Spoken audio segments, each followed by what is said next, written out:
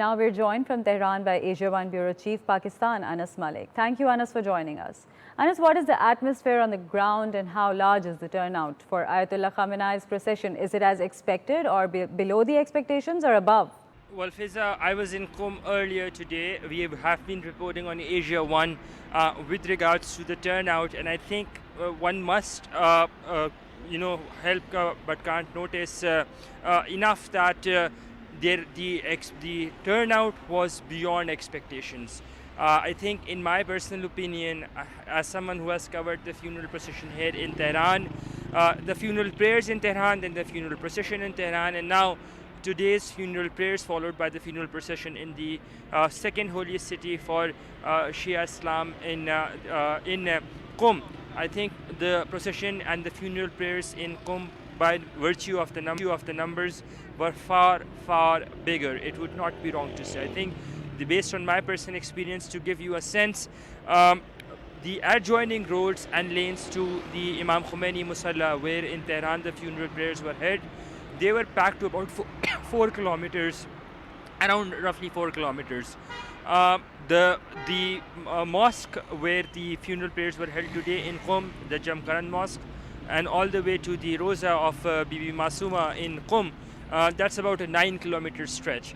And on the entire 9-kilometer stretch, the only thing that I saw was heads, people flocking the streets. It was a tsunami of people waiting to bid by a final farewell to their late supreme leader, the Ayatollah Sayyid Ali Khamenei, who was assassinated on the 28th of February.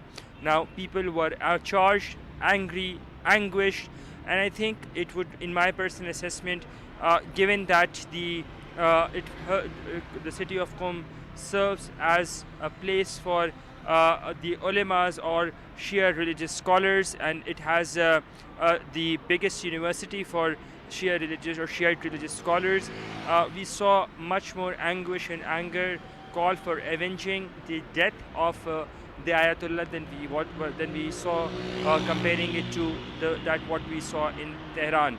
So all in all, it was a big turnout. Tomorrow, the mortal remains will be flown to Najaf in Iraq, and where first upon arrival in Najaf, there will be a guard of honor that will be held, followed by a ceremony, a funeral procession and a funeral ceremony. Then it will be taken to Karbala in Iraq.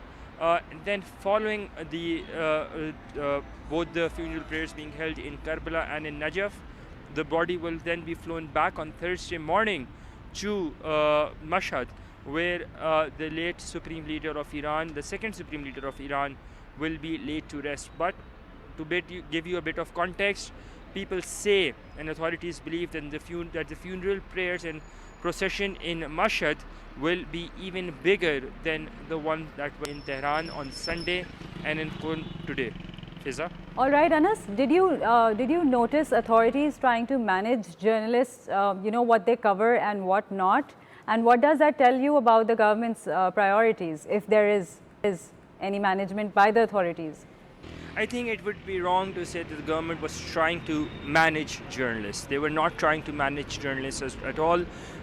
There is an inherent fear, or rather that stems from the Western backing of the war against Iran and what's been happening in Gaza particularly, and the Western silence around it. The Western agenda, or the West is thought to paint Iran in a certain light that has caused anguish and animosity as well. So the government has issued press passes to over 600 foreign journalists, one of whom I include among them, and there are already 350 international media persons working inside Iran as well. So close to 1,000 journalists were given accreditation passes, and those accreditation passes basically served as our means to go in and cover any event, and that has been the case. So government has not been trying to control what is shown. To give you a sense, I think passes like these have been issued by the government. They have names, they have your organization, they have the validity of your visa. So this basically things like these are essential permit, and that comes through only in case if there is a press visa given. So the government particularly has not been trying to control the flow or outflow or inflow of information. But one thing that is to mention over here is that the focus right now has been for the government to ensure that the journalists who are here, they remain limited to showing the funeral and around it, and not any other stories, because for now Iran opened up primarily under the pretext for the coverage of the funeral procession of the late Ayatollah. All right. How much of today's event was about commemorating the past, and how much was it about shaping the future?